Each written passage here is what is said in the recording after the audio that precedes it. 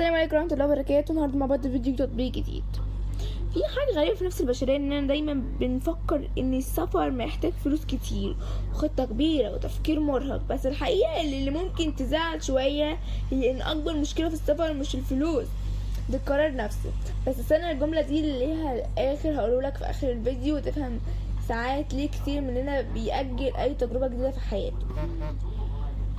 خليني اكلمك بصوت صاحبك اللي دايما خايف عليك، ومش عشان يقلقك، عشان ما يضحكش عليك. تطبيقات اللي شكلها حلو بتخليك تحس ان دايما الدنيا سهلة قوي، وهي مش كده دايما. النهارده بنتكلم عن تطبيق TripCG.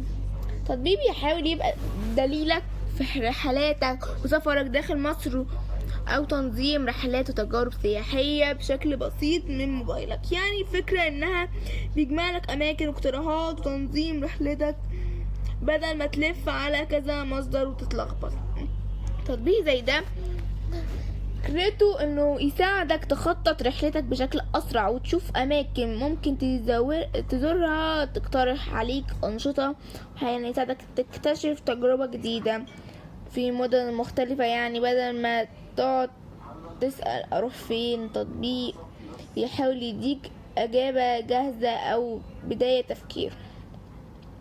طريقة الاستخدام بسيطة جدا. بتفتح التطبيق، تختار نوع الرحلة او مدينة اللي ناوي تروحها، وبعدها بيظهر لك اقتراحات اماكن ونشطة ترتب افكارك. ودي نقطة حلوة جدا خصوصا للناس اللي بتحتار وقت السفر او مش عارفة تبدأ منين. بس الصراحة كصديقي خايف عليك، اهم حاجة انك ما تعتمدش عليه 100%، لان اي تطبيق اقتراحات سفر مش هيعرف ذوقك الحقيقي ولا وميزانيتك ولا ظروفك انت ازاي.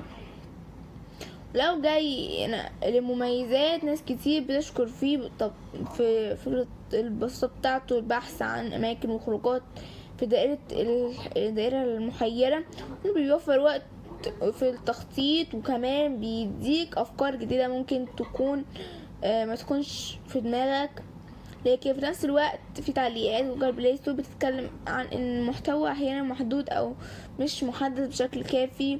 وفي ناس شايفة ان التجربة بتختلف حسب المدينة او حسب التحديثات. ومن وجهة نظري المستخدمين فيها ناس بتحب بساطة التطبيق، وفي ناس تانية بتشوف ان لسه محتاج تطور، تنويع المعلومات او دقة التشريحات. ودي طبيعية جدا في اي تطبيق سياحي بيبدأ ينتشر تدريجي. اما بقى سؤال شكاكي جوايا ممكن يسأل حتى وانت مش واخد بالك، التطبيق ده بيكسب ازاي وهو مجاني؟ اغلب النموذج بيكون من خلال شركات اماكن سياحية، اعلانات داخل التطبيق او ترويج لاماكن معينة. يعني مش دايما بيكون مجرد دليل بريء، لكنه جزء من نظام تسويق السياحة نفسها. ولو عايز تستخدم صح كبداية أفكار مش قرار نهائي، يعني خد اقتراحات وارجع سأل جوجل، شوف التقييمات الحقيقية وقارن بنفسك، لأن السفر في النهاية تجربة شخصية جدا، مش هينفع تتساب لتطبيق واحد يحدد لك كامل.